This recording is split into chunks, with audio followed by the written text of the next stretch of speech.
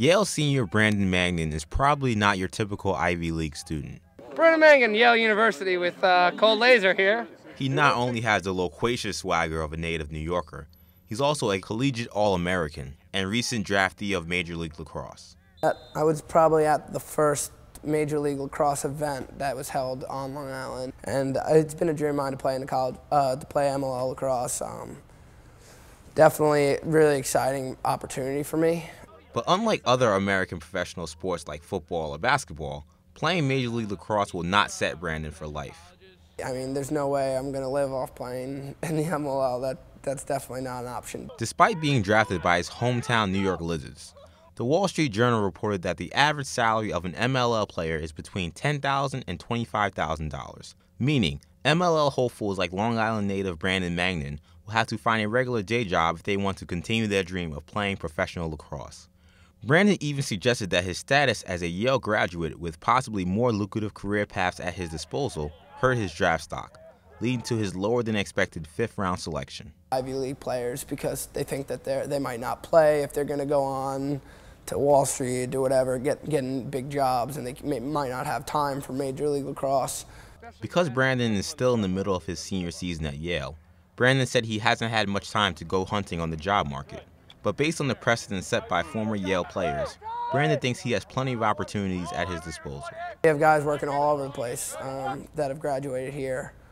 A lot of people are working in the city, working on Wall Street. I know a couple of years ago, our goalie, John Falcone, he ended up, I think he's doing Navy intelligence. I have another graduate, Brendan Gibson's in the Army. So a lot of people go different ways with it, but you have plenty of opportunities coming from Yale.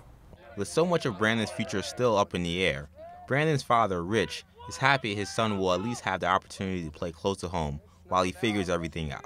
He very fortunate actually to get drafted by the Lizards. They're a tremendous organization, and coming out of college, you know, there are some scenarios where living at home presents itself as being a nice option. So by being with one of the home teams, it actually worked out fairly well.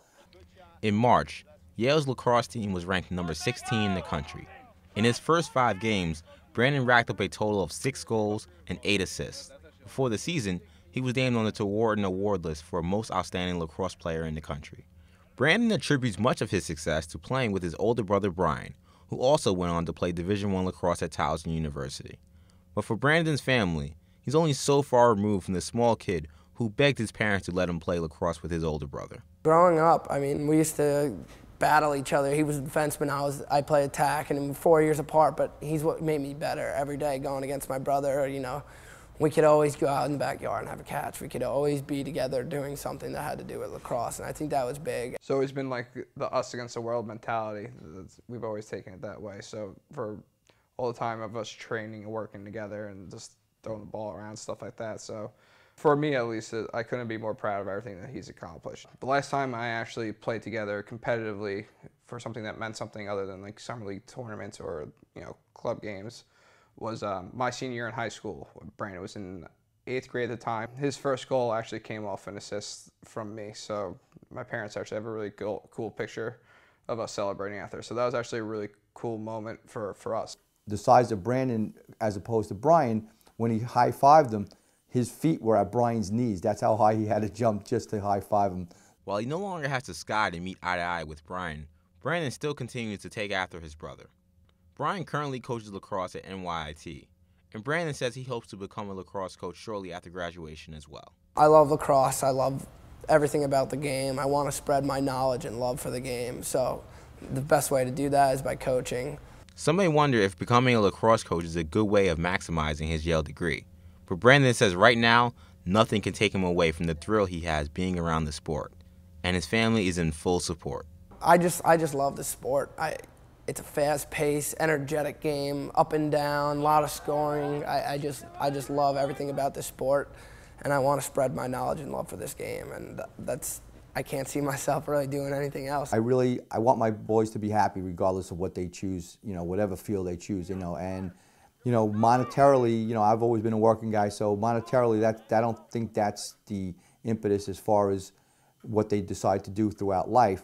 Well, if Yale practice is any indicator of what the future holds for Brian in coaching, one thing's for sure, he's got the mouth for it. Yo, dude, you have a little cut on your lip. You're gonna look bad. Reese did it. What, you had Reese shave your mustache for you? All right. Yo, if I was a race car driver, though, I would be sponsored by Fruit Roll-Up. That is so sad. Oh, Sour Punch straws? Ooh, so good. Yo, you're nasty, Wood.